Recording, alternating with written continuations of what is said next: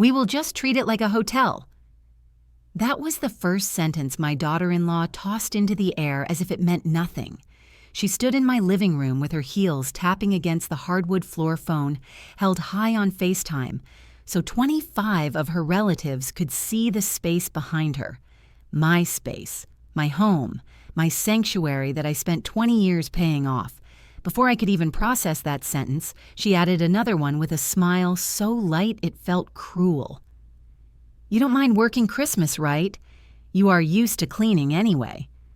Her voice dripped with confidence, not the kind earned through work, but the kind borrowed from entitlement. I stood by the kitchen counter holding a warm cup of tea. My fingers tightened around the handle. Jenna kept walking around as if inspecting a venue that she had booked for a large event. "We have got a whole hotel to ourselves," she said proudly to the people on her screen. "My mother-in-law does not really use the space." I watched her wave the camera toward the dining room, then toward the upstairs landing. She completely erased the fact that this was my home, bought with years of back pain double shifts and holidays spent on my feet instead of with my family. Then she turned to me. "You did housekeeping your whole life. Hosting 25 people should be easy. It is basically your thing." My thing. As if my decades of hard work, sacrifice, and skill were just an eternal obligation to serve whoever demanded it. Her tone pushed every bruise inside me. She did not know anything about those years, about the days I managed 30 employees, about the nights I juggled guest complaints, broken equipment, inventory shortages, and emergencies without ever losing my composure. She did not know that in the hospitality industry I was known as the fixer. She only chose to see the word housekeeping, and she used it to keep me small. Then came the twist that hit deeper than all. Jenna switched the phone to speaker and told her relatives, "And you will love it. One day this house will be ours anyway, so think of this as a little preview." The words cracked through the kitchen like glass shattering. My hand trembled around my teacup. Ours. She called my house ours. She did not even bother to hide the intention. My home had already become part of her imagined future. She made it sound like I was temporary. I stood there absorbing every blow, every careless assumption, every little insult wrapped in a playful tone.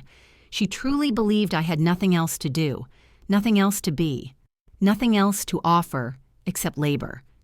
Jenna had no idea that behind the quiet older woman she dismissed stood a very different truth.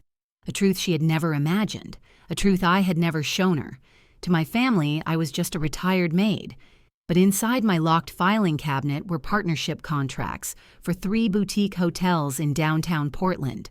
Behind the plain walls of my modest home were rental property deeds, savings accounts, a portfolio my husband and I built slowly over decades, investments that had grown quietly, a shield of financial independence I had created to protect myself in old age. Yet they never asked. They never cared. They saw what was convenient. And because I loved my son, I let them believe what they wanted to believe. 5 years. 5 long years of being free labor for my own family. 5 years of scrubbing floors after gatherings I never asked for. 5 years of being expected to serve meals, clean up messes, and sacrifice my privacy so they could enjoy hosting without cost. 5 years of watching my son stand silently beside his wife while she treated my home like her space, my time like her resource, my body like her employee. But this moment, this careless conversation, this assumption that I would work through Christmas for 25 strangers while they enjoyed the comfort of my home, this was different. Something in me shifted. Something I had ignored for far too long finally woke up. Jenna finished her FaceTime call and sent me a text with a detailed list. "So you will cook clean, set up the guest rooms right. My family will be expecting 5-star service." I reread the message slowly.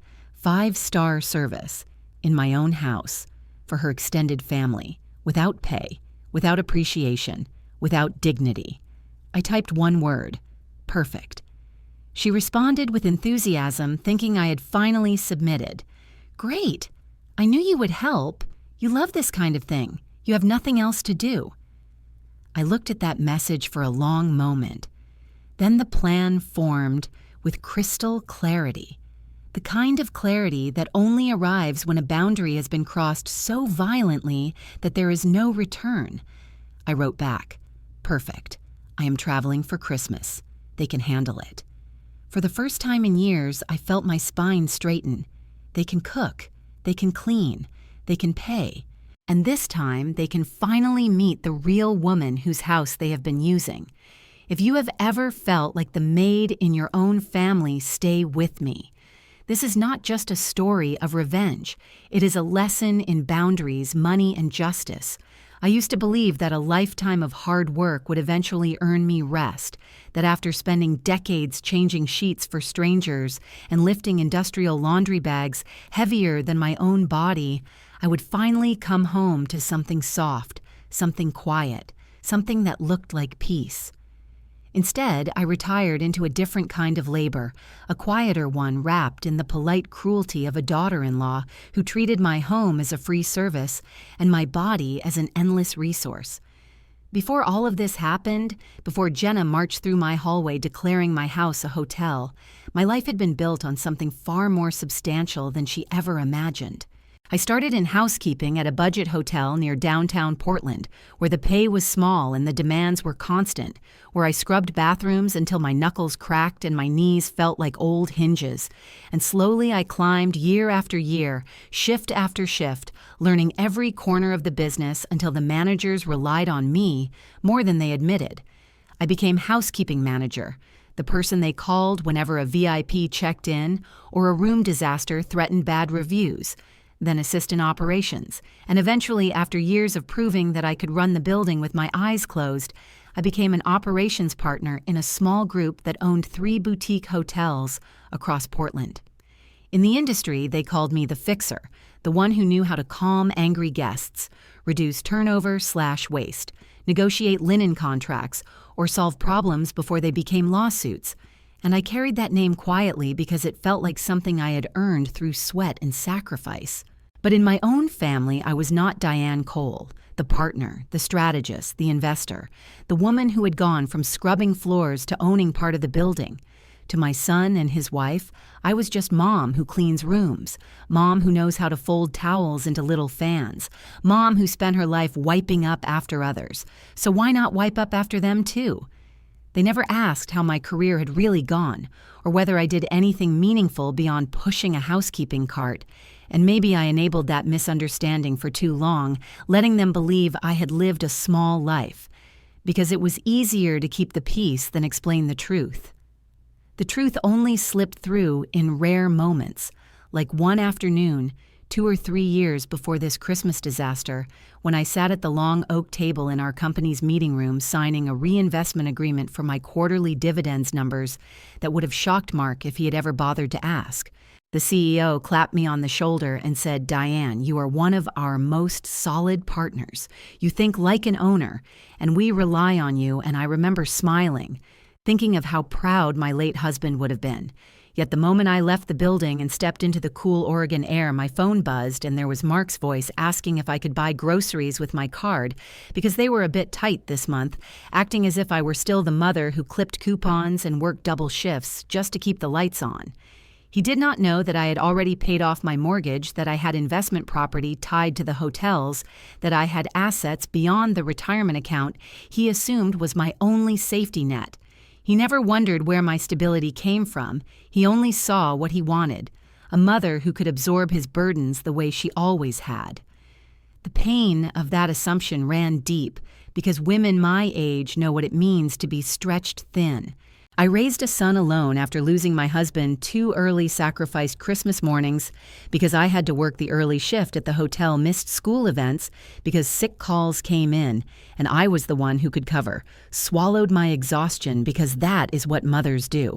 And when retirement finally came, I imagined sleeping and reading books, maybe visiting the coast when the weather warmed, but instead I found myself pulled into family drama, disguised as obligation, the kind that eats at your time time, and dignity until you forget how to say no.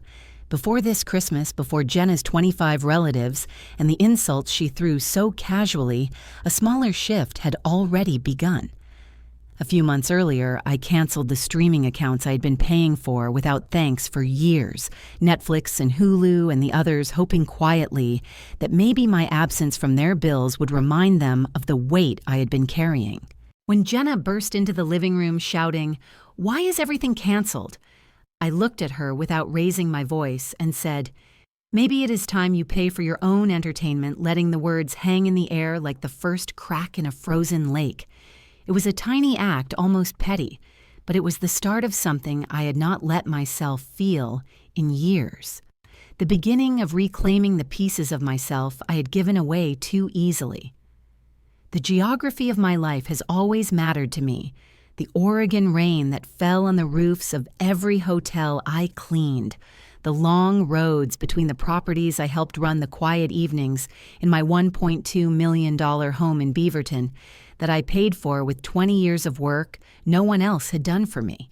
I retired in 2021 thinking I would finally breathe, but instead I watched my home become a revolving door for Mark, and Jenna's guests watched my pantry empty faster than I could refill it, watched my skills become a convenient excuse for them to relax while I picked up the slack. They believed they were using a tired old woman, someone who owed them her time because of blood and history. But what they did not understand is that I had spent decades learning how people reveal themselves when they think you are beneath them, and I had spent even longer learning how to hold power quietly until the moment it mattered. They thought I was harmless, but the truth was different. I was patient. I was observant. I knew the value of my house, of my investments, of my name on documents they had never seen. And as I watched them take more than they gave, as I watched the entitlement in their voices sharpen year after year, something inside me began to shift, small at first, like the soft roll of distant thunder. By the end of this part of my story, by the time Jenna started treating my home as though she had already inherited it, anyone watching closely would realize something important. I was not helpless. I was not weak. I was not a woman waiting to be pushed into her grave so others could feast on what she left behind. I was a quiet shark in calm water, and the only reason I had not bitten yet was because I was waiting for the perfect moment to bare my teeth. The day of Mark's 35th birthday arrived with the kind of cloudy Portland sky that always made my house feel a little dimmer. And although I told myself I would keep things simple and quiet, Jenna had other plans sweeping through the front door 3 days earlier with a list of 15 guests she had already invited, and a tone that suggested the decision had been hers alone. She clapped her hands together while standing in my kitchen and announced that it would be a casual gathering. Nothing fancy, just friends and coworkers coming by to celebrate. But by the time she finished describing the menu and the decorations, it was clear she expected something much closer to a catered hotel event. And as usual, she assumed I would handle it the way I handled everything else. I found myself slicing fruit, marinating chicken, prepping dips, arranging cheese boards, and polishing glasses. And although my hands moved with the old rhythm I had mastered in hotel banquet rooms, my heart felt heavier than it ever had in those years, because this was my home and my labor, and yet somehow my work had become invisible. On the day of the party, I laid out name cards because Jenna said it would make things look put together, and I folded cloth napkins into simple shapes because she wanted a touch of elegance, and I lit candles along the dining table while she breezed around the room, giving orders that were phrased as suggestions but clearly meant as commands. Guests arrived in waves, laughing and carrying small gifts, and they complimented the setup, the food, the decorations, assuming that Jenna had coordinated everything, and she let them assume it because she enjoyed being viewed as the polished hostess.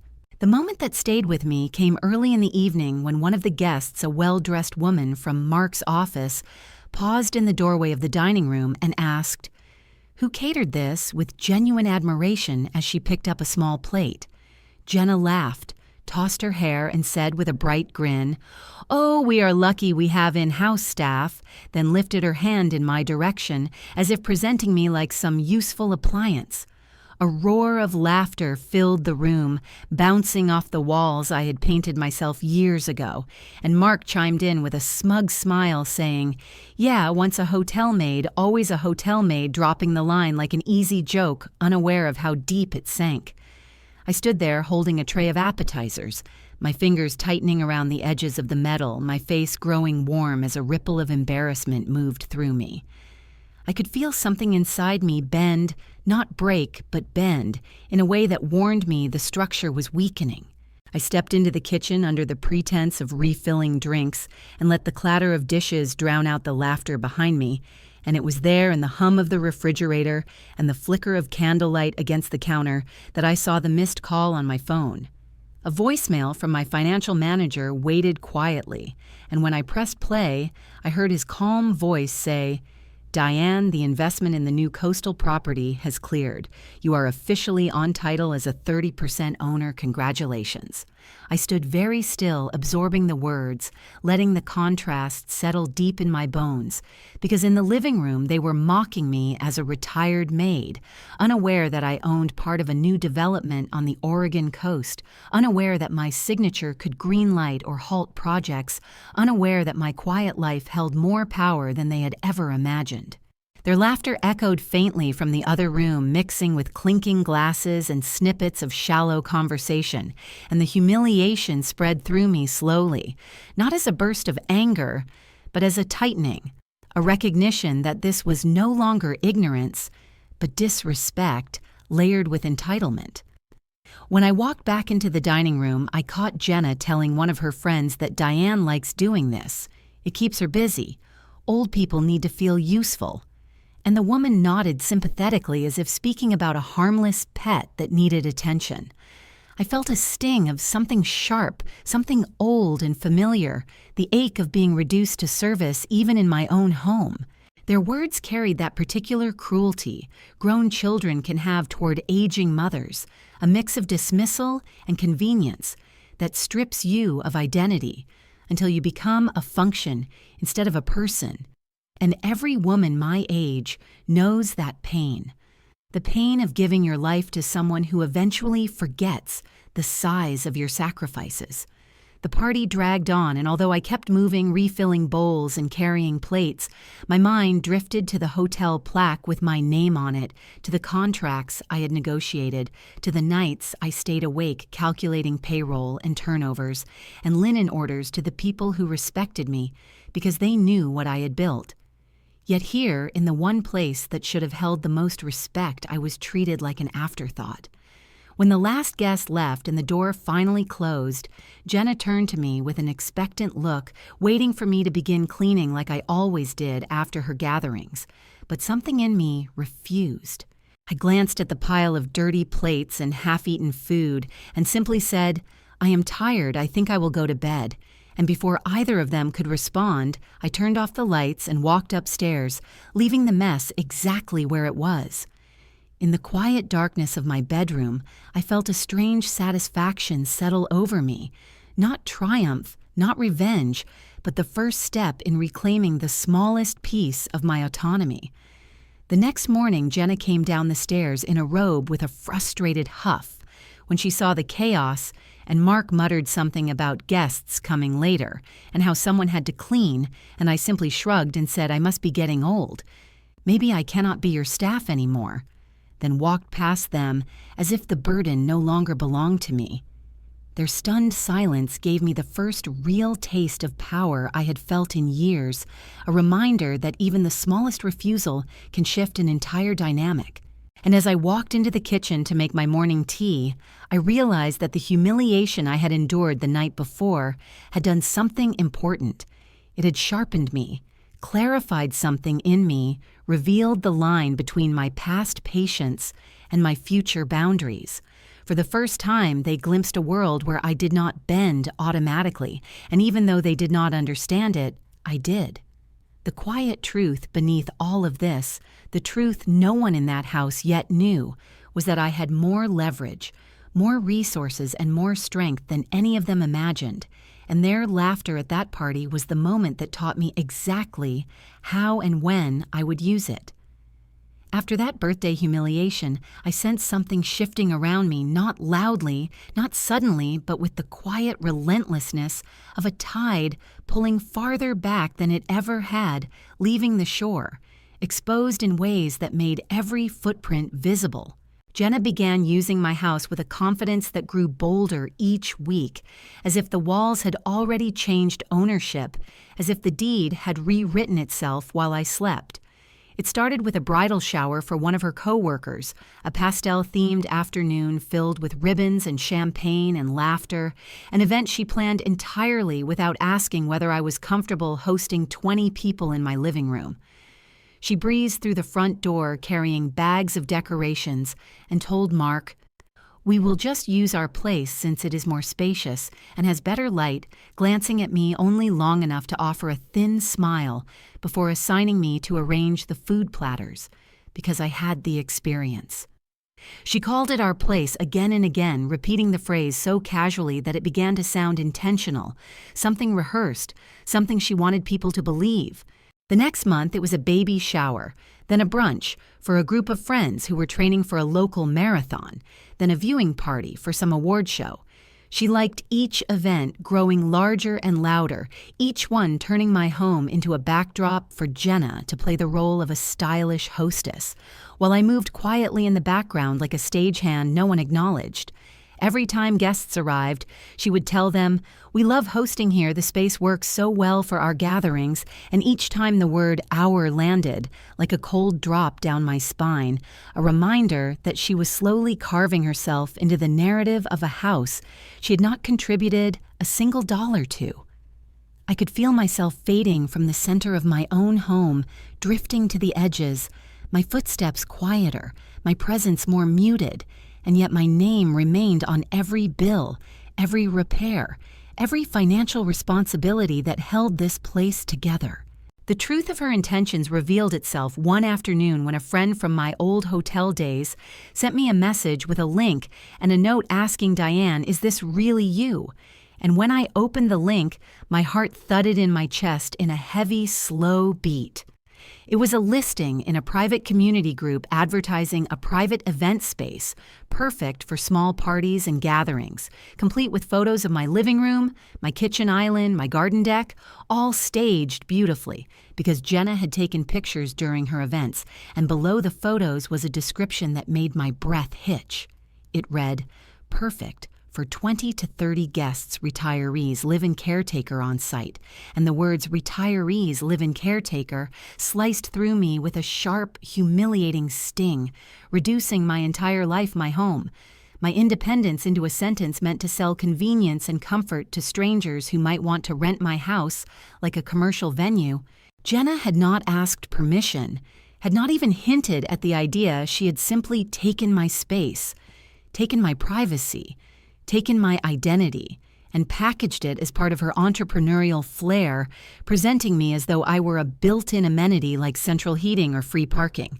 I stared at the listing for a long moment, feeling anger settle deep under my ribs, not wild or frantic, but cold and steady, the kind of anger that comes from realizing someone sees you not just as less, but as expendable. When Jenna returned home that evening, she talked animatedly about a girls' night she wanted to host, explaining that it made sense to do it here since I did not go anywhere anyway. And she added, "At least this way the house is useful, as if the years I spent paying the mortgage, repairing the roof, replacing the plumbing, and decorating the rooms meant nothing unless she could profit from them." Women my age know too well the pain of invisibility, the quiet erasure that happens when your children grow up and forget that you existed as a person before they needed you, but being called useful in the tone she used. The tone reserved for appliances and storage closets made something inside me harden in a way I had not expected. I did not confront her. Not then, not yet, because anger used too early loses its power, and I had learned through years of negotiating hotel operations that timing is everything. Instead, I let the moment pass, outwardly calm, storing the outrage like ammunition for when I truly needed it. But I began to take small steps she barely noticed, steps that felt like reclaiming pieces of myself she had chipped away at. The first thing I did was call the phone company and remove Mark and Jenna from the family plan I had been paying for out of habit, something I had added them to years ago when money was tight for them and easier for me. The next morning I heard Jenna shrieking from the living room. My phone got cut and Mark yelling from the kitchen. Something is wrong with the account. And when they confronted me with faces twisted in confusion, I simply sipped my tea and said, "Adults pay their own bills. I am retired, not your sponsor." Then walked away, leaving them blinking in stunned silence. A week later, their car insurance lapsed because I had stopped paying that too. And when they rushed into the room waving the notice, I answered calmly with the same soft-edged firmness I used on difficult contractors at the hotels, telling them that independence required responsibility, and it was time they learned to manage their own lives without leaning on me like a crutch. These small acts did not fix the deeper disrespect, but they shifted the balance just enough to remind me that control was not something Jenna could take unless I handed it to her. Still, the house did not feel like mine during those months, not fully. Not when Jenna filled it with her friends and her ideas, and her assumption that she would one day inherit everything I had worked for. I could hear it in her voice when she talked about future plans and how she spoke about renaming rooms, repainting walls, updating the kitchen, all in a tone that suggested eventual ownership not as a fantasy, but as something expected. She was building her little empire inside my walls, testing how far she could push, how much she could take, how invisible she could make me before I objected. Each event she hosted tightened the coil of injustice around my chest a little more. Each careless remark reinforced the story she was writing in her head, the story where I was the aging caretaker, and she was the rightful heir to a life she had not earned. And yet beneath all of that simmering disrespect lay something even more disturbing, something I could feel even before I fully understood it. The sense that she was not just using my house for convenience or social status, but shaping it into a financial opportunity for herself, a future revenue stream built on my property and my labor. It was in that realization that the third twist of this story revealed itself. The twist that made the audience in my mind lean in and whisper, "What will she do next?" Because it was now clear that Jenna saw my home not as a place I loved, but as a resource waiting to be claimed, and she saw me not as Diane Cole, who had built a life with sweat and skill, but as an obstacle between her and the inheritance she believed she deserved. I had thought Jenna turning my home into her personal event venue was the limit, the peak of her entitlement, the point where any reasonable adult would stop and think maybe they were crossing a line. But entitlement never stops at what it can take easily. It always pushes toward what it believes it deserves. And the next blow arrived not with shouting or decorations or crowds, but in the quiet form of an envelope slipped through the mail slot on a gray Portland morning. I noticed the letter because it was heavier than usual, crisp official. The kind of envelope banks use when they are certain they are communicating with the account holder. And when I opened it, the words congratulating me on opening a new credit card account with a substantial limit made my blood run cold because I had not opened anything, not applied for anything, not even considered taking on new credit now that I had organized my retirement finances so carefully. I stared at my name printed neatly above my address, feeling a strange mix of disbelief and nausea, and I called the bank immediately, my voice steady out of habit from years of dealing with crises at hotels, but my hands trembling ever so slightly as I read the account number from the letter. The representative pulled up the file, confirmed the account was opened 3 days earlier, confirmed the address, confirmed the credit limit, and when she read the email associated with the application, I felt my stomach drop because it was not mine. It was Jenna's old email, the one she had used years ago before switching to a new one with her married name. And I could hear the click of understanding in my own breath as I whispered that I had never authorized such an account. The representative placed a temporary hold and flagged potential fraud, promising a full investigation. But I could barely hear her through the slow pounding in my ears because something inside me shifted in that moment. Something deeper than anger. Something that felt like a breach of not just finances but identity, as if Jenna had taken a step into a part of my life that was supposed to be protected and private and untouchable. I hung up the phone and sat for a long time at the kitchen counter, staring at the window as drizzle streaked down the glass, remembering every moment I had ignored or excused or softened for the sake of keeping peace. And I realized this was no longer about disrespect or house usage or entitlement. It was about theft of my future, theft of my autonomy, theft of the security I had built with decades of sacrifice. That realization made my chest tighten in a way that felt older than my 65 years, and I walked slowly to the basement to grab a box of holiday decorations I had been meaning to sort, not because I needed them right then, but because I needed movement to keep from sinking into panic.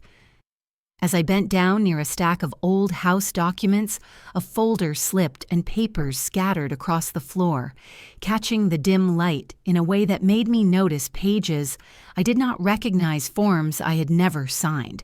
And when I picked them up, the world tilted slightly because they were HELOC application papers, using my house as collateral with Mark's sloppy signature on one page and a typed note in the margin, reading, "She already agreed to help us with the equity," which was a lie so bold it felt like a slap. The line where they listed my home's estimated value looked like they were already mentally withdrawing the funds, already dividing them into plans that had nothing to do with me. And as I flipped through the pages, a printed email fluttered out, addressed to Victor, one of Jenna's cousins, saying, "Once we lock the HELOC on her house, we can use it to open my boutique or help Mark's business," written so casually that it sounded like they were discussing spare change instead of the roof over my head. I sat on the basement floor holding that email, feeling the weight of betrayal pressing against my ribs, remembering the way Jenna had referred to the house as our place, and realizing she had not been speaking figuratively or prematurely, but strategically planting seeds of ownership long before she put anything on paper. I remembered my husband's voice from years earlier when he was sick, and we were sitting on this very floor, sorting old tax documents, his hand covering mine, as he said, "This house is your shield. Do never let anyone use it." And the way he had looked at me with quiet seriousness that made me promise silently that I would protect what we built. Now here were my own son and his wife, treating that shield like an ATM, like a business plan, like a shortcut to the life they imagined they deserved without earning it, and the pain of that realization burned deeper than the shock itself, because it was layered with years of motherhood trust, sacrifice, and blind hope that if I stayed supportive, they would remain good, honest people. I did not cry, not because it did not hurt, but because something colder flowed through me, something more focused, something that felt like the beginning of a long calculation. And I stood up, gathered the papers, and carried them upstairs without rushing, without trembling, without giving the moment more chaos than it already contained. I called the bank again and asked for the fraud department, explaining not only the credit card, but also the HELOC attempt, and by the end of the conversation, the representative placed a full freeze on any application connected to my property, added a security flag requiring in-person, notarized identification for future financial changes, and advised me to review my credit reports. When Jenna later received the email stating her HELOC application had been flagged for additional verification, she stormed into the kitchen complaining loudly that someone was making things difficult, muttering that older people tended to be paranoid and that she wished everyone would stop overreacting. I stirred my tea slowly and responded with a mildness that masked the storm building beneath my skin, saying, "A good housekeeper locks every door," watching her falter for a second as she tried to decide whether I was joking or warning her. She laughed it off, but I could see a flicker of unease cross her face. the first hint that she sensed her reach had exceeded its limit. As I walked past her, I could feel the shift in the air, a quiet tightening that comes before a reckoning, and I tucked the HELOC papers safely into a folder labeled personal. Knowing this was no longer just about respect, but about survival, about protecting what was mine from a toxic family intent on draining it dry, and about preparing for the revenge inheritance storm that was now inevitable.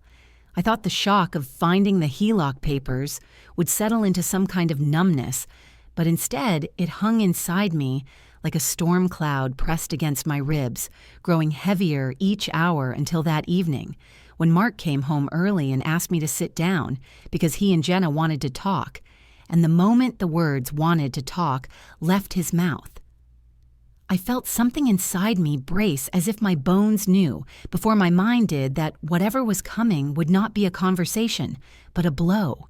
They stood in the living room, Jenna with her arms crossed tightly, and Mark with that uneasy stiffness he gets when he wants to act firm but still hopes to be seen as reasonable, and he began by saying they needed to clear the air about the financial issues because the bank had called about some discrepancies, and when I told him calmly that I had frozen everything to protect myself, he looked genuinely offended, as if my protecting my own house was an attack on him. He raised his voice in a way he had never done when he was young, and said, "Mom, you are overreacting. We were trying to help all of us, not just ourselves," and I stared at him, wondering when exactly the son I raised had learned to lie so smoothly that he believed his own words. When I showed him the HELOC papers, he turned red, not with guilt, but with defensiveness, insisting Jenna must have misunderstood something, insisting I needed to trust them if our family was going to move forward, insisting I was being dramatic. For a moment, I almost responded with anger, almost raised my voice, almost matched his volume, but then he said the sentence that cut through me like a blade, spoken so casually that it felt rehearsed. "You are going to die in this house alone. Mom, at least, let it help us now." The room went still, a heavy, loud stillness, the kind that stretches time, and I felt myself freeze, not because I feared loneliness, but because the son I had carried and fed and protected and loved had just tried to turn my mortality into leverage, as if my nearing old age made me a burden instead of the woman who built the life he stood on. Before I could speak, Jenna added sharply, "It is not like you are using the money you just sit here watching old shows," and the cruelty in her voice was not accidental. It was sharpened, practice-coded, in the kind of dismissal that slices someone's dignity more efficiently than any physical violence could. I felt my breath catch in my throat, not because her words held truth, but because they held intent, the intent to belittle me into compliance, to push me so far down that I would sign anything just to stop feeling small in my own home. I stood up slowly, feeling a strange clarity wash over me. Not strength, yet not anger, just clarity, and I walked past them as they kept talking, their voices growing louder behind me, their arguments blending together like static. I stepped outside without grabbing a coat, without thinking, letting the cold Portland rain hit my face in sharp drops that felt almost cleansing, and I walked down the street under the dim yellow glow of old neighborhood lamps, my sweater soaked within minutes, my hair dripping my breath, visible in the air. I kept walking without direction, without purpose, just moving because standing still inside that house felt impossible, and eventually my feet brought me downtown near the hotel where I had spent decades of my life. The hotel where I had scrubbed floors, trained staff, mediated conflicts, rescued operations, and in many ways raised myself into the woman I became. I stood across from the entrance, watching guests wheel suitcases over the sidewalk, watching employees in their crisp uniforms escort families to rooms, and I felt the old familiar ache of pride and exhaustion, the echo of years that had shaped me in ways my family never bothered to learn. I walked inside dripping wet, unnoticed by most people rushing past me, and I turned toward the staff wall where plaques honoring key contributors were displayed and tucked among them in a row. I had once dusted myself during morning inspections was a small metal plate with my name engraved beneath the title Founding Operations Partner, Diane Cole. I traced my fingers over the cool metal, remembering the ceremony they held the day they hung it, remembering the feeling of accomplishment, remembering how I had gone home afterward and cooked dinner for Mark, who barely looked up when I told him the news. My chest tightened with a grief so quiet and deep that it felt like sinking, and for the first time that day, tears burned behind my eyes, not because I felt weak, but because I realized my own son had never once seen me as more than the woman who cleaned and cooked, never once asked who I was. Before I became his mother, never once cared to understand. I walked back home slowly through the rain, my legs heavy each step, feeling like I was dragging myself through wet cement. And when I reached the porch, I hesitated, wondering if I should go inside or keep walking until I disappeared into the night. And the thought scared me, because it was the first time in my life I felt like vanishing might bring relief. Inside the house was quiet. The lights off, and I walked straight to my room, sat at my desk and opened my laptop, not because I knew what to do, but because writing felt like the only thing I could control. I opened a blank document and titled it, House Money Words I Won't Forget, then started typing every insult, every dismissal, every moment they had chipped away at me, the list, long and painful and strange to see collected in one place. Because when each moment happened alone, it was easier to forgive, easier to swallow, easier to justify. But written together, they formed a map of a toxic family pattern that I could no longer ignore. I typed until my fingers hurt, until the words blurred, until the rain stopped, until I felt something settle inside me that was not surrender, but resolve, a quiet decision forming in the back of my mind, a shift from emotional hurt to strategic preparation. And as I reread the list, I realized the dark tunnel I had walked into that night was not the end. It was the moment before the turn. The moment before I stopped surviving and started fighting in a way they never expected, and the audience in my mind would recognize that this was the scene where the woman they underestimated began to rise slow and steady, fueled not by rage, but by clarity and a determination to reclaim every piece of herself they had tried to take. The next morning, the house felt strangely quiet, the kind of quiet that comes after a storm, but before the air has cleared and I move through it with a steadiness that surprised me, because after the rain-soaked walk, after hearing my own son weaponize my future against me, after listing every wound in that document on my laptop, something inside me had settled into a new shape, not hardened exactly, but steadier, sharper ready. I made coffee and sat at the kitchen table, not thinking about anything in particular, just breathing, just letting the warmth in my hands remind me that I was still here, still solid, still capable of making choices, when my phone buzzed with a rapid series of notifications. The group chat Jenna had created months ago, titled Holiday Planning, lit up with messages from her, each one longer than the last, each one filled with lists and instructions and assumptions so bold they almost read like satire. She wrote Diane, just confirming for Christmas week, we will need 4 guest rooms prepared and fully set with fresh linens, and also air mattresses for the kids, and space in the basement for luggage storage since people will be flying in. Then another message followed, and we will need a big Christmas dinner, turkey ham sides, desserts, plus a breakfast buffet each morning because it is tradition for our family to eat together, and you usually handle food beautifully. And then the final one arrived also. Please decorate the front yard and living room.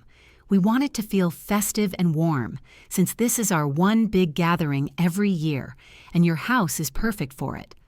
And I stared at the phrase, your house is perfect for it, knowing full well she did not mean it as acknowledgement, but as entitlement. Before I could even finish reading, another message appeared where Jenna wrote the words that made the last piece of patience inside me snap quietly but decisively. She said, I have already told everyone we are hosting at our 1.2 million home, so let us not make it awkward by changing anything last minute. and the way she called it our home with that inflated value was not ignorance or misphrasing, but a declaration of ownership, a claim she did not yet legally have, but spoke as if it had already been signed over in ink. I sat back in my chair, exhaling slowly, feeling the familiar tug of old instinct to keep the peace, to avoid confrontation, to bend a little more for the sake of harmony.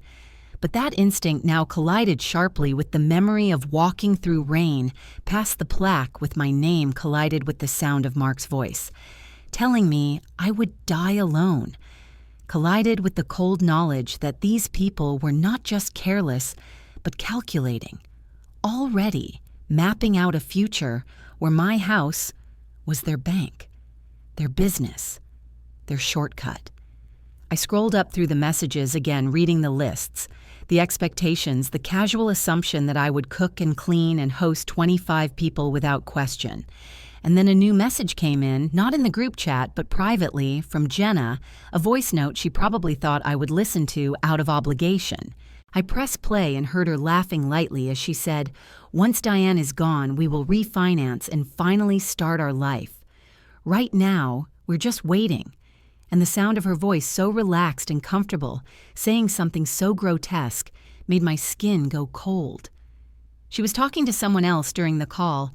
I could hear a faint chuckle in the background, and she added, she cannot take all that equity with her, and everybody knows the house will be ours, so why not plan ahead? And I felt something inside me shift from hurt to certainty. A click, the moment when confusion clears, and you finally see the truth of people you have tried too long to excuse. I did not throw my phone. I did not cry. I did not shout. I simply sat there for a long moment, letting the realization sink in that these two were not waiting for Christmas. They were waiting for me to be gone, waiting for my life to run out so their plans could begin. And that was the moment something in me rose steady and unshaking, a clarity so sharp it felt like a blade slicing through fog. I opened the group chat, typed a single sentence, and hit send without hesitation. Perfect. I am traveling for Christmas. You all can handle the cooking and cleaning. The words looked almost gentle on the screen, almost polite, but the reaction came instantly, as if I had struck a nerve. Jenna called within seconds, her voice shrill and panicked as she shouted, "Diane, what are you talking about? My family will think we are poor and pathetic without your hotel skills. How could you do this to us after we already told them everything would be perfect?" I held the phone away from my ear for a moment, listening to her desperation, not with satisfaction, but with something close to disbelief. Because this woman who had belittled me, stolen from me, raced me, now needed me to maintain her image, her status, her lie. I brought the phone back to my ear and spoke calmly, evenly, every word sharp, because it was the first time I allowed myself to say the truth aloud. "I am 65, Jenna, not your staff, and this is my house, not your free resort." There was silence, a stunned, incredulous silence, and then Jenna sputtered, "You cannot just leave during the holidays. You are being dramatic." Mark grabbed the phone from her, trying to soften his tone, the way he always did when he wanted something, and said, "Mom, let us not escalate this. You are making a big deal out of nothing." But I felt nothing soften inside me this time, nothing fold or bend or retreat, and I answered with a quiet firmness that surprised even me as I said, "No, Mark. I am not being dramatic. I am being done." The call ended abruptly, their voices cut off mid-protest, and I stared at the silent phone, feeling a wave of something that was not anger, but relief. That same evening, I opened my laptop, booked a 10-day stay at a peaceful oceanfront resort in Cannon Beach, a place I had visited once many years before, and promised myself I would return to someday when life finally allowed me to rest. I felt a small thrill pressing confirm on the reservation, imagining myself walking on the sand while chaos unfolded back home, imagining myself breathing without being needed or ordered or dismissed. Then I drafted an email to Alan, my attorney, attaching scanned copies of the HELOC papers and writing, Let us proceed with the trust and the changes we discussed, making it clear that I was no longer protecting Mark and Jenna from consequences, but protecting myself from them. As I hit send, I felt something inside me lock into place, something like resolve mixed with justice, the beginning of a new version of myself that neither of them had ever imagined. And for the first time since all of this began, I went to bed, not heavy, but certain, knowing the next chapter of this story belonged entirely to me. I woke the next morning with a different kind of clarity, a calmness that felt almost foreign after months of walking on eggshells inside my own home. And as sunlight pushed through the blinds in thin, pale stripes, I realized the decision I had made was not just emotional, but structural, something that required action rather than hope, planning rather than pleading. The first call I made was to Alan Chen, the attorney I had used years ago when organizing documents after my husband passed, a quiet man with wire frame glasses and a voice that carried the kind of steadiness that makes people feel safer just by hearing it. His assistant scheduled me for an early afternoon appointment, and by 1:00 I was sitting in a small conference room with windows overlooking downtown Portland, the buildings rising like muted gray sculptures against a sky thick with winter clouds. Alan listened without interrupting as I laid everything out: the credit card, the HELOC application, the email Jenna had sent, the words Mark had said, the entitlement, the pattern, the way they were already spending a future they had not earned. And when I finished, he leaned back slowly in his chair, his expression sharpening in a way that told me this was no longer just a sad family story, but something legally serious. He said quietly, "Diane, this is not just disrespect. This is financial abuse." And hearing those words spoken aloud by someone outside my family made something inside me untangle, as if a knot that had been tightening for years had finally been named. He told me plainly that people who feel entitled to another person's assets often escalate when they are denied that the best protection was not verbal boundaries, but legal structures, systems that prevent misuse, regardless of who begs or demands. And I nodded because for the first time I understood fully that the only way to stop them was to take away every point of access they thought they controlled. Alan opened his laptop and began drafting a living trust, explaining that once the house was placed inside it, no one could use it as collateral, no one could open loans against it, no one could claim future rights to it without strict conditions. And he asked me what I wanted for Mark after I was gone. I hesitated for a long moment because despite everything he had said and done, he was still my child. But I also knew enabling him would only teach him that betrayal came without consequence. So I told Alan to include a clause that allowed Mark to live in the house only if he maintained no outstanding debts and made no attempts to alter or leverage the property financially. Alan typed without pause, his fingers moving in controlled patterns across the keyboard as he sealed the future in legally binding language, and for the first time in months, I felt safe. We moved through more protections, shifting all my savings into a separate bank with tighter security closing joint access to accounts Mark previously used for occasional withdrawals, cutting off every auto payment I had been covering for them, from their phone plan to their insurance fees, each cancellation feeling like reclaiming oxygen they had been quietly siphoning from me. Alan suggested freezing my credit entirely, and I agreed without hesitation, watching him slide a stack of printed forms toward me, each one crisp and final, in a way that made me feel like I was finally putting up the walls I should have built years ago. When we finished, he said softly, "You have been carrying them for a long time. Diane, it is all right to put the weight down," and I felt tears gather behind my eyes, but did not cry because strength sometimes shows itself in silence, not emotion. After leaving his office, I sat in my car for several minutes, looking out over the busy street and letting everything settle. Then I pulled out my phone and drafted an email to Paula and Victor, two relatives on Jenna's side who had always been friendly but distant, the kind of people who waved politely at gatherings but never involved themselves in anything personal. I kept the tone, polite, almost formal. Writing, "Dear Paula and Victor, I hope you are both well. I wanted to reach out regarding the upcoming holiday visit because I am concerned there may be misunderstandings about my home and any assumed obligations.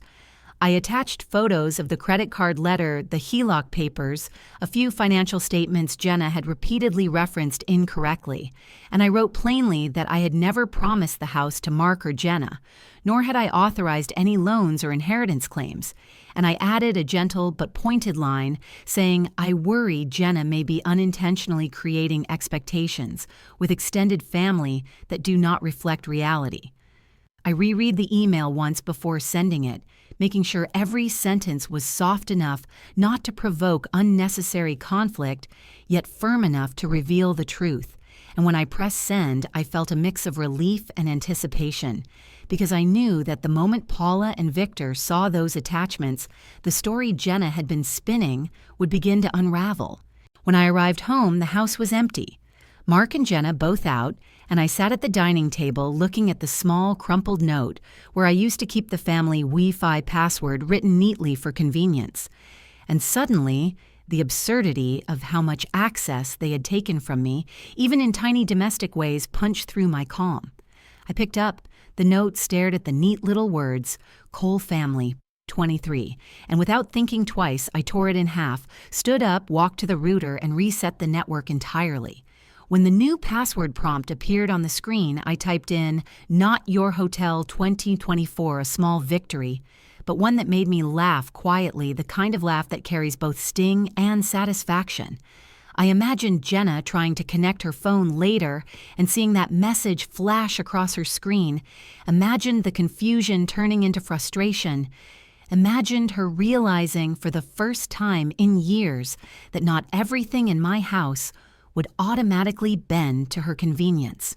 It was petty, it was simple, but it was mine, a tiny act of poetic justice that tasted sweeter than I expected.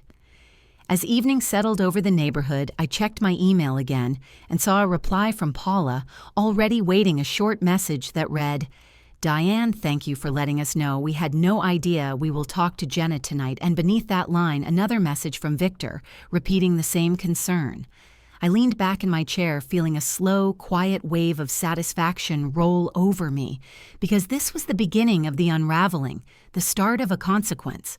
Jenna did not see coming a subtle shift in alliances that would ripple through her carefully crafted narrative. And as I closed my laptop, the house felt different, not just quieter, but clearer, like the walls themselves were exhaling after years of tension, and I knew deep down that although the storm was still coming, I was no longer the one unprotected in its path. I woke before dawn on the morning I planned to leave the sky still a deep blue gray, with just the faintest hint of sunrise pressing gently against the horizon, and for the first time in years, I felt no rush, no sense of obligation, no weight of someone else's expectations, waiting for me beyond the bedroom door. I lay there for a moment, listening to the silence of the house, the same silence that once made me feel lonely, but now felt like a quiet ally, a reminder that I owed nothing to people who only saw me as a means to an end. I got up slowly, made myself a cup of tea, and watched the clock tick past 5 o'clock before beginning what would be the most satisfying morning routine I had experienced in a very long time. I walked through the living room and carefully gathered every piece of the nicer Christmas decor, the embroidered stockings, the porcelain figurines, the glass ornaments collected over decades, placing each item gently into a large storage basket that I rolled into the hallway closet. Then I locked the door with a small click, one that echoed through the empty space like a quiet declaration that the beauty of my home was no longer available for exploitation. Then I moved to the kitchen, opened the refrigerator, and slowly began clearing it out, removing every casserole dish, every pack of meat, every vegetable, every dessert item Jenna had insisted I would need for her 25 guests, storing the useful things in my freezer downstairs and tossing the expired odds and ends into the trash, leaving behind only a half carton of eggs, a single jug of milk, and a container of leftover soup, barely enough to feed 2 people, let alone a crowd. When I closed the refrigerator door, the emptiness behind it felt poetic, as if the house itself were exhaling after years of being stuffed with obligations I never agreed to. I wrote a short note on a piece of stationery, the same stationery Jenna often used to draft her bossy lists. I pressed the pen slowly to the paper and wrote, "House is in your hands. Good luck." Dee then placed it neatly on the kitchen counter where Jenna would inevitably see it before she had time to panic. After that, I walked through the house one last time, picking up small items that mattered to me, collecting my charging cables, sliding a few framed photos into my suitcase, moving with a kind of quiet precision that felt almost ceremonial. Before stepping out the front door, I took out my phone and opened the cleaning service app, canceling the deep cleaning Jenna had scheduled for the day before her relatives arrived, typing a brief message saying, "No more service until further notice," and I pictured her fury when the cleaners never showed up. Pictured her trying to contain her frustration as 25 guests wondered why the house looked unprepared. Then I opened the grocery delivery account Jenna had been using as if it belonged to her and canceled the entire order she had set for that afternoon. A list packed with expensive items, gourmet roasts, trays of pastries, enough food to feed an army. And the moment I hit cancel, I felt a rush of satisfaction so sharp it almost made me laugh, because I knew she had probably bragged to her relatives about the feast she had planned, probably told them all how effortless it would be, because I would handle everything. The thought of that collapsing around her did not make me feel guilty. It made me feel justified, like the universe was finally beginning to balance its scales. Just past 6:00, I locked the door, placed my bags in the trunk, and began driving toward Cannon Beach, the sky brightening slowly as the trees along the highway blurred past in dark green strokes. The closer I got to the coast, the lighter I felt, as if each mile peeled away a layer of tension that had been clinging to me for years. And when I arrived at the resort, the scent of salt water greeted me with a fullness that made my lungs expand in ways I had forgotten they could. The resort was quiet, peaceful. The sound of waves rolling against the sand, echoing softly around the wooden walkways. And when I stepped onto my balcony, I inhaled deeply, savoring the contrast between this tranquility and the chaos I knew was gathering like a storm back at home. I checked into my room, placed my bags neatly near the closet, and then walked to the restaurant patio, where I ordered a glass of wine, something I had not allowed myself in years because I had been too busy, too tired, too swallowed by the demands of other people to enjoy something simple and luxurious. When the glass arrived pale gold and glistening in the morning light, I lifted it to my lips and let the first sip settle warmly in my chest, a quiet toast to the woman I had rediscovered inside myself, the woman who finally remembered she was allowed to rest. The peaceful moment lasted only minutes before my phone began buzzing with relentless persistence. First a call from Mark, then 2 calls from Jenna, then a flurry of texts, then a call from an unknown number I suspected was Paula, or maybe one of Jenna's cousins.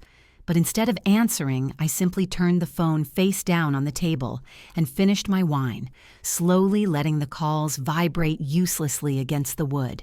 After the 10th ring, I opened the settings, switched my phone to Do Not Disturb, and watched the screen fall silent, the notifications disappearing until only the ocean remained in my ears. I leaned back in my chair and looked at the sky, letting myself smile without rushing, knowing that at that very moment, 25 people were on their way to a house with no food, no decorations, no host, no plan, and no backup, and the woman they assumed would carry the burden for them was sitting by the ocean, savoring her first free morning in years. And that was the twist, the delicious quiet truth of it all, that while they scrambled and panicked and tried to salvage the mess they created, I was finally exactly where I needed to be, untouched by the chaos they had always expected me to manage, finally watching the fire burn from a safe and peaceful distance. By early afternoon, the silence of my ocean view room began to vibrate with the frantic energy of incoming calls, trying to break through the barrier of Do Not Disturb each one, lighting up the screen for only a second before fading again. And although I could not hear their voices, I could imagine the rising panic, The frantic pacing, the dawning realization that the foundation of their holiday plans was not just cracked, but missing entirely. I let the notifications pile up for nearly an hour before curiosity nudged me to check my voicemail. And when I pressed play, the first message burst through the speaker with Mark's voice, shaking in a way I had not heard since he was a child. He said, "Mom, there's nothing here. No food, no decorations, nothing. They land in 2 hours. What am I supposed to tell them?" And the desperation in his voice would have pierced me once upon a time, but now it sounded like accountability finally arriving to a doorstep that had been too forgiving for too long.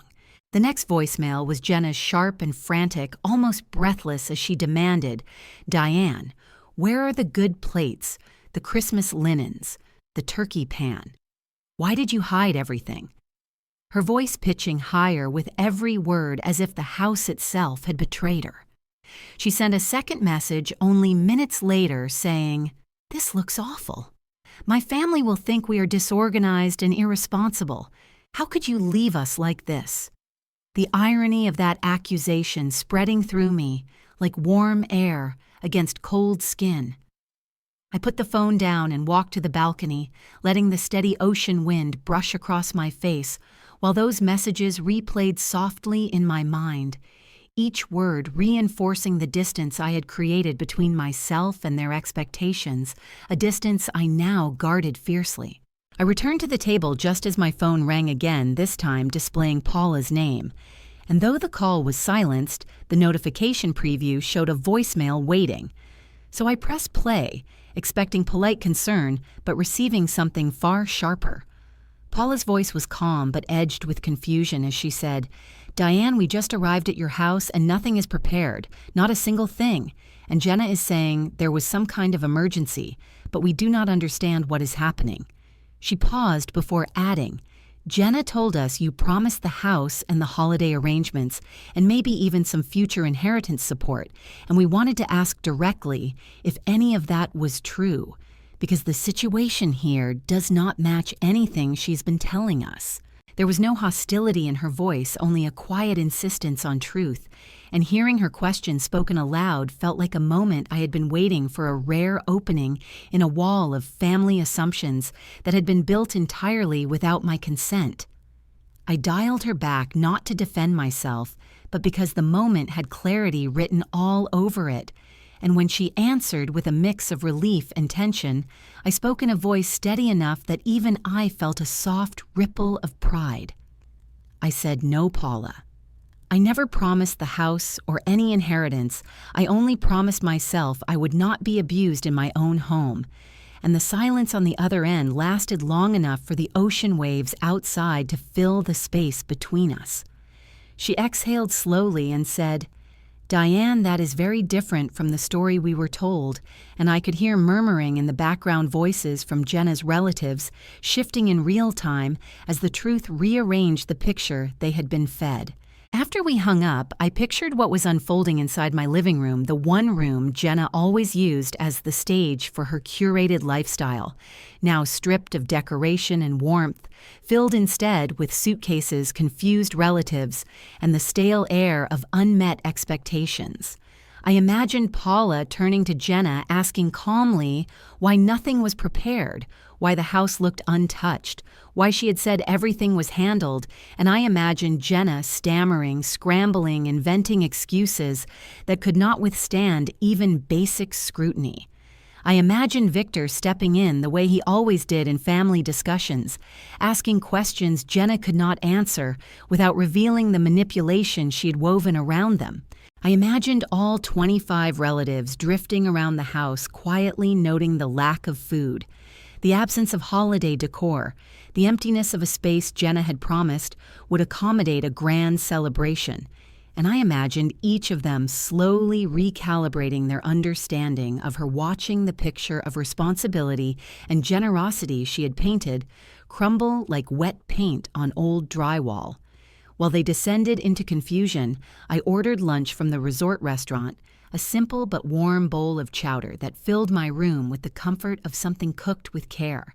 And as I ate, I checked my email to find a new message from Paula already waiting. She wrote, "Diane, thank you for calling us back. We appreciate your honesty. We will be having a very honest talk with Jenna tonight." And I felt the subtle but powerful shift embedded in her words, the shift of allegiance, the shift of perception, the shift of a family no longer buying into Jenna's narrative. A few minutes later, another voicemail arrived, this time from Jenna herself, her voice tight with tears and anger, as she said, "You made me look like a liar in front of my whole family.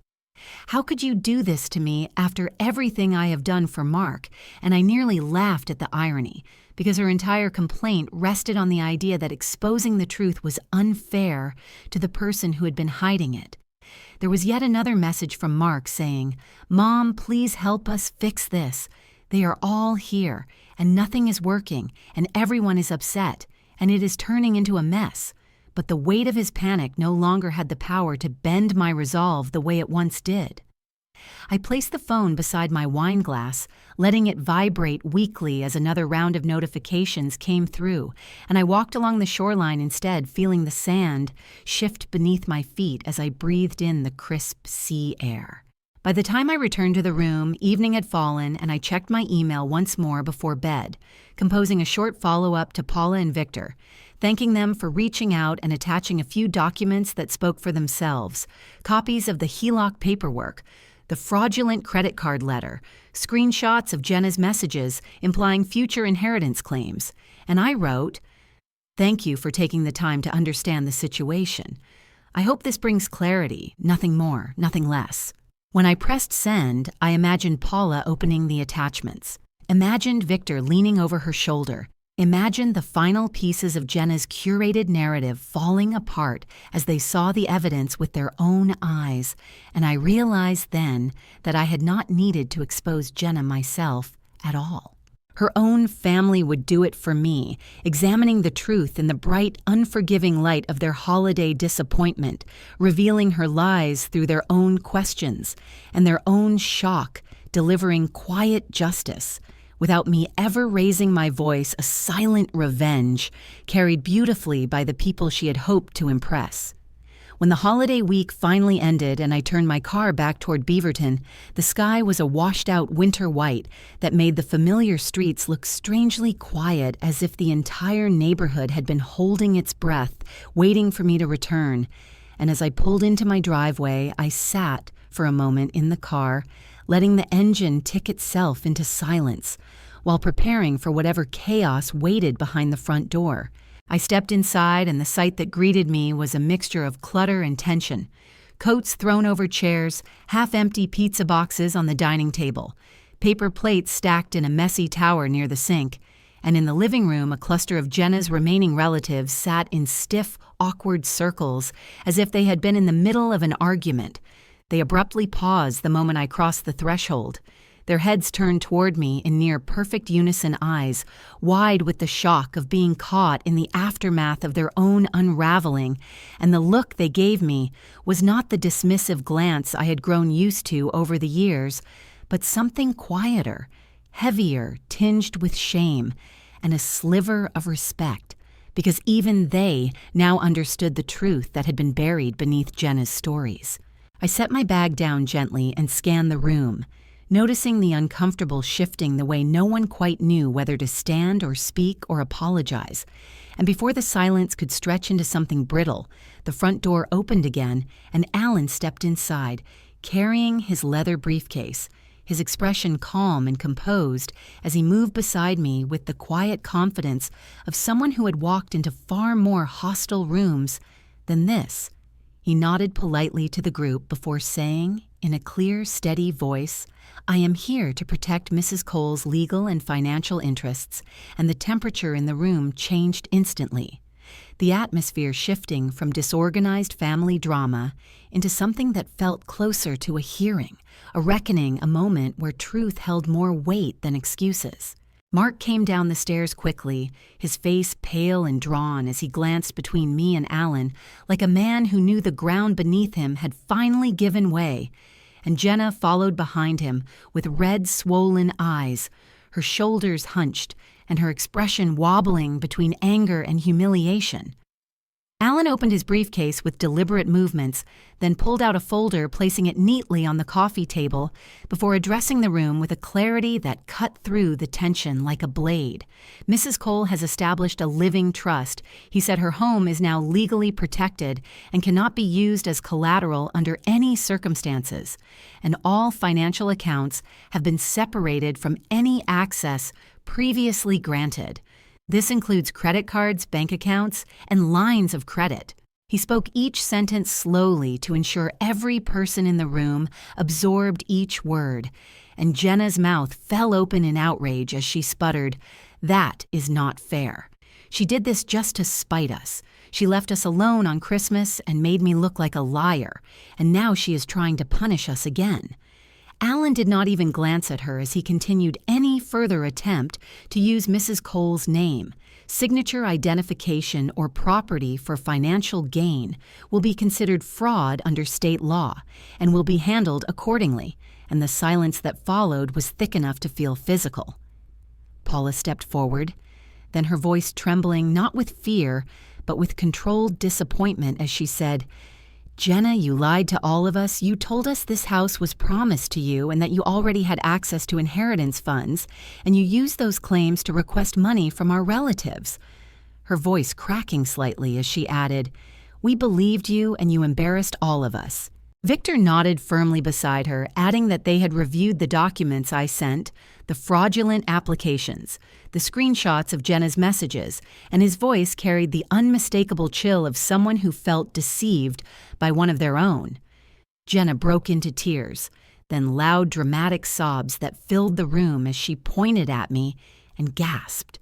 "She is doing this because she is jealous because she left us alone with my family, and now she wants to make me look like the villain she is ruining everything out of spite."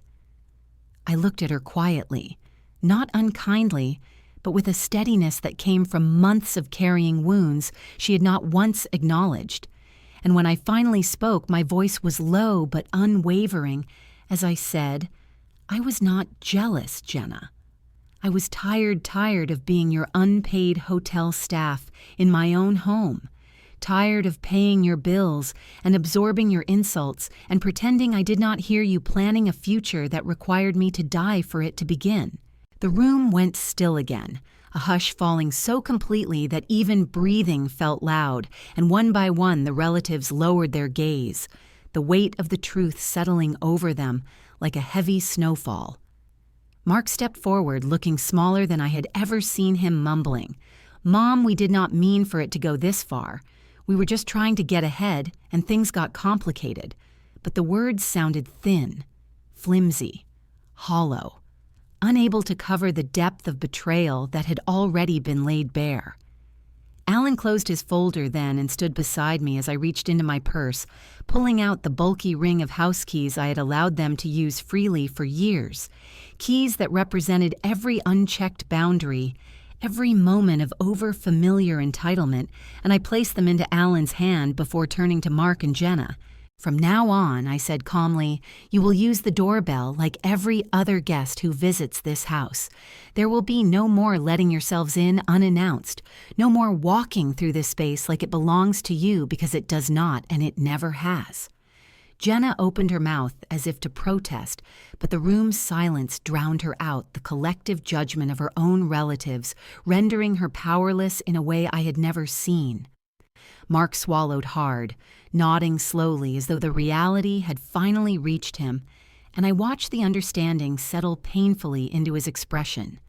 The realization that the mother he thought would always bend had finally straightened her spine and closed every door he once walked through without permission. I stood there a moment longer, letting the weight of the moment settle as the room remained frozen in stunned silence. And in that stillness, the shift was unmistakable, the transformation complete, because in their eyes, I was no longer the old housekeeping mother they had dismissed, but the rightful owner of the home.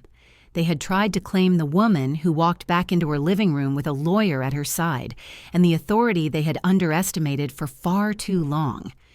In the days that followed the confrontation, the house slowly settled into a kind of quiet it had not known in years, a quiet that did not feel heavy or lonely, but clean like fresh air after a long, suffocating storm. And as I moved through each room, putting things back in order, I felt myself reclaiming not just the space, but the parts of my spirit I had let erode for far too long. Mark and Jenna packed their things hastily the morning after Alan's visit, avoiding eye contact as they slipped out the front door with the last of their boxes. And within a week, I learned they had moved into a small apartment in Gresham, a cramped second-floor unit with thin walls and outdated appliances, a place far removed from the luxury Jenna had once claimed as her birthright. Word traveled quickly through family channels that they were struggling, juggling overdue bills and trying to untangle themselves from debts they had accumulated, while still assuming I would always be there to rescue them. But I felt no guilt, only a steady sense of justice settling into place, the way a door finally clicks shut when aligned correctly. It was not long before the first Audacity return arrived, a phone call from Jenna that came late in the afternoon on a Thursday. While I was pruning the rosemary bush on the back porch, her voice small and strained as she said, "Diane, the rent is killing us.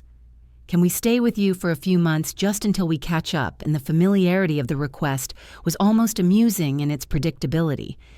Years ago, I would have hesitated. My heart tugged by habit and maternal instinct, but now the boundary was clear and solid within me, and I answered in a calm, steady voice. "No, Jenna, this house is my retirement, not your backup plan," letting the words settle without apology, as she sputtered in disbelief before the line went quiet. The second Audacity return came a few days later, when Mark showed up alone, standing on my porch with his shoulders slumped and his face carrying the exhausted look of a man who had finally realized the consequences of choices he once thought were harmless.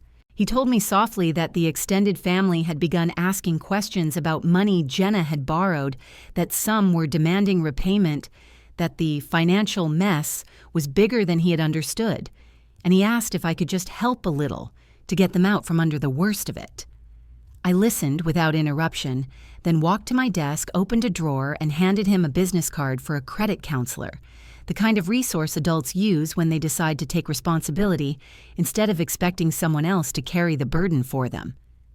I placed the card in his hand and said, "Adults pay for their own mistakes. That is how we learn, Mark." And though his eyes softened with something close to regret, I felt no urge to rescue him, because lessons learned through discomfort tend to be the ones that actually stick. After he left, I sat on the couch for a long moment, feeling a quiet exhale fill my chest. Not pride exactly, but peace. The peace that comes when you finally stop bleeding from wounds caused by people you love. In the weeks that followed, I found myself doing things I had forgotten. I enjoyed small, gentle routines that felt like watering a garden that had been neglected for years. I joined a support group for older women navigating toxic family dynamics, a circle of women who spoke with the same trembling honesty I once carried in my chest, and as we shared stories of betrayal, emotional manipulation, and the slow erosion of self-worth, I felt the weight I had been carrying begin to dissolve piece by piece. There was comfort in their company and the shared understanding that quiet justice does not always come in grand gestures, but often in the small, brave act of simply saying no. I also reached out to a few old friends from my hotel days, women who had once known me as capable and confident before motherhood and marriage, and the years of giving too much had blurred the edges of who I was. I invited them over for a simple dinner one Saturday evening, nothing elaborate, just a warm, homemade casserole and fresh bread. And as we sat around my reclaimed dining table, laughing over old memories, I felt the weight of servitude fall away, completely replaced by the gentle joy of connection that required nothing from me except presence. The house itself felt transformed, not by new furniture or decorations, but by the absence of tension, the absence of entitlement, the absence of footsteps that walked through the space as if it were theirs to control.